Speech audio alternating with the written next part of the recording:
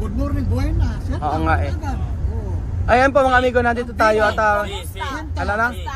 Oo, kumusta? Kumusta? Ecuador. Oo. Ngayong araw ganito gagawin natin. Ang gagawin natin ngayong araw ay magkakaroon po tayo ng good morning. Good morning. Magandang umaga. Ngayon ay magtatagalog tayo tapos titingnan natin kung maiintindihan nila. Ito talaga yung Teacher Binibini Wendy. Ella habla mucho Tagalog. Cuando habla mucho Tagalog, palabras. Yun. Yung teacher daw na si Teacher Wendy. Teacher Wendy. Lagi daw nagtatagalog. Oo. So ngayon ang gagawin natin, magtatagalog tayo ngayon. Tapos, i-Spanish ko, sasabihin nila sa Tagalog. Or basta naiintindihan ko, kung hindi ko itatagalog, sasabihin nila na sila sa Spanish. O ganun na lang, ano. O, sasabihin ko sa Tagalog, sabihin niyo sa Espanyol. Sasabihin ko sa Espanyol, sabihin niyo sa Tagalog. Entiende? Ano sabi ko? Te ha dicho que tú puedes hablar español, puedes hablar Tagalog. Oh, ayun, tama, naintindihan nga nila. O, hindi ka intindihan. O sige na, ang una nating tanong,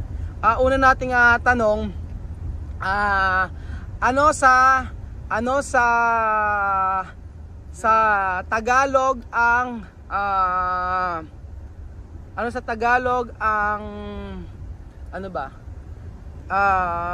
pollo. Pollo, chicken. Chicken English. Oo. Tagalog manok. Aha, 'yon. Oh, sa English naman, sa Tagalog o English. Kahit pwede sa Tagalog, pwede English. Okay na, kahit sa Tagalog o English, at least alam nila.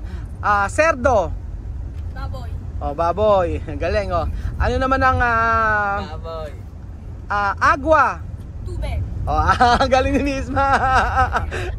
Ano naman sa Tagalog ang kwaderno. Kwaderno ano? Kwaderno.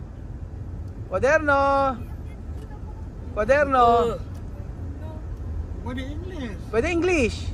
Notebook. Oh, notebook. Ang galing ni Misma. Oh. Cuaderno Tagalog. Oo. Cuaderno Tagalog. Kwaderno pwede Tagalog kasi. Oh, ano naman yung lapis? English o Tagalog? Lapis. Oh, pencil. Si Misma magaling. Ano? Ang galing. Ano naman yung bolso. Bolso. Bolso, Tagalog, Bolso. No, bolso. Ay, minamali mo Belgium. Ano sa bolso? Sige. Ingles o Tagalog? No, walang problema. Bolsa. No. bag. Magaling si Misma. Si Misma yata mga kapere. Ano naman sa Tagalog ang wala. Hindi pwede ganoon, walang daya. English ng yung abre. Open. Ano naman yung ay parang si Misa tatahimik pero magaling pala Natutuwa ako, na-amaze ako, Oo nga, ano naman yung juice. Juice ko. Hindi pala, sumo pala. Namali lang ako, sorry. Sumo. Ano sumo?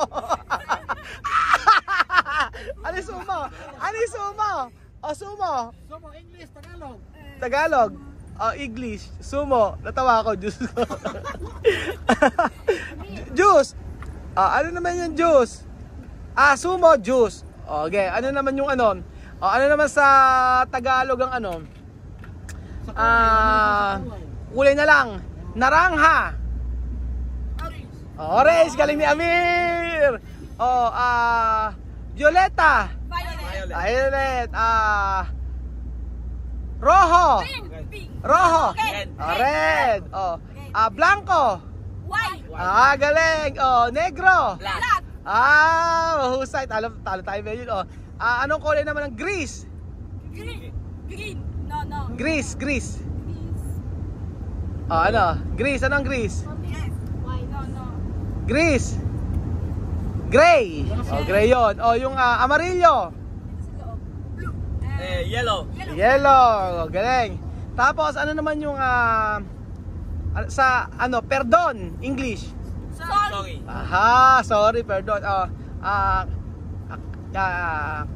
Ano naman sa sa English or Tagalog ng comer? Eat. Makain. Kumain na! Ang galing! Amir, English na, galing! Ano naman yung ano naman yung salbahe? Salbahe. Kumal. Salbahe. Salbahe. Bad. No, bad. No good. No good, no good. Galing niya ni Vivian. Tapos ito pa.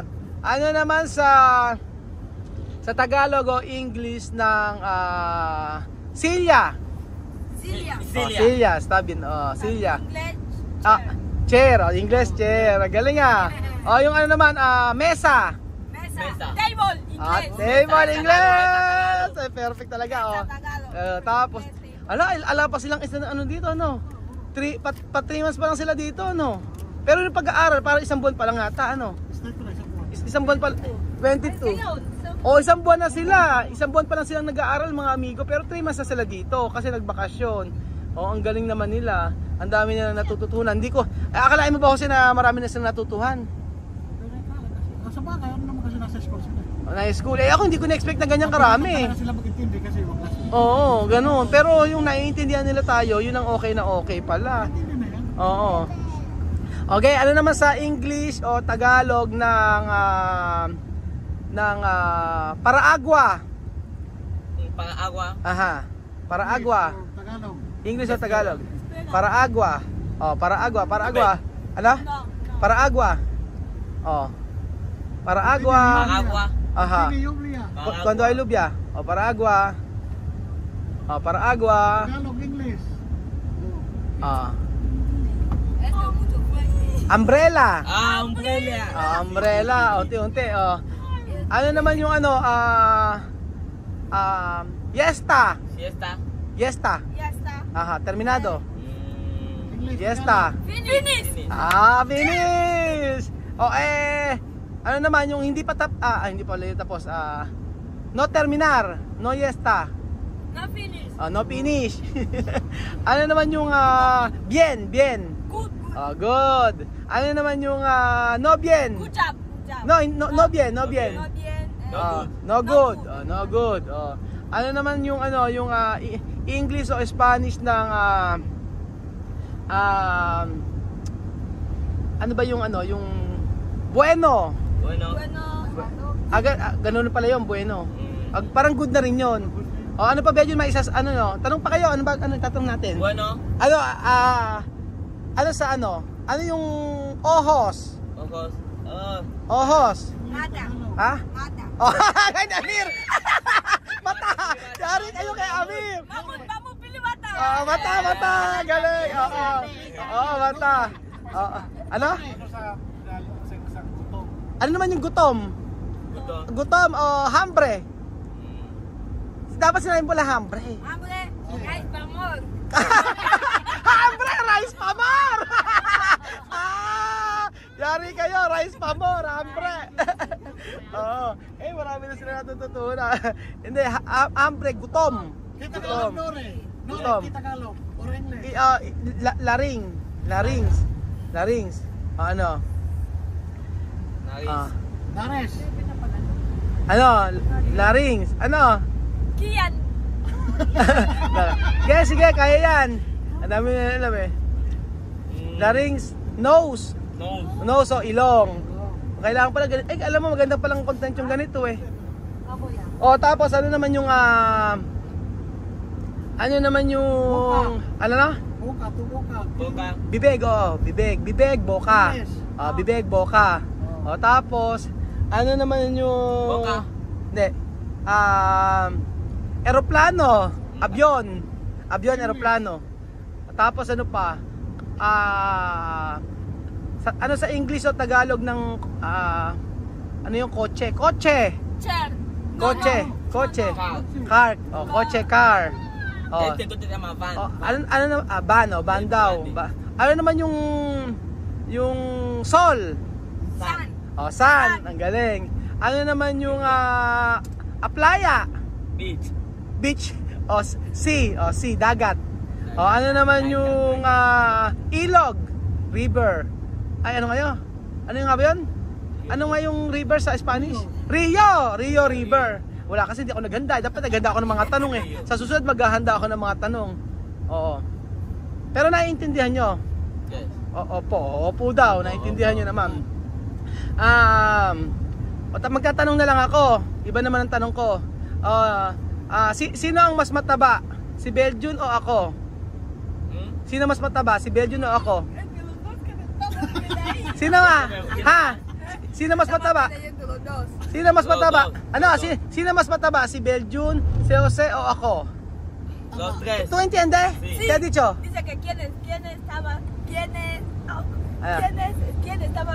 Mira, no sé. No, mataba significa gordo. Gordo. Bill.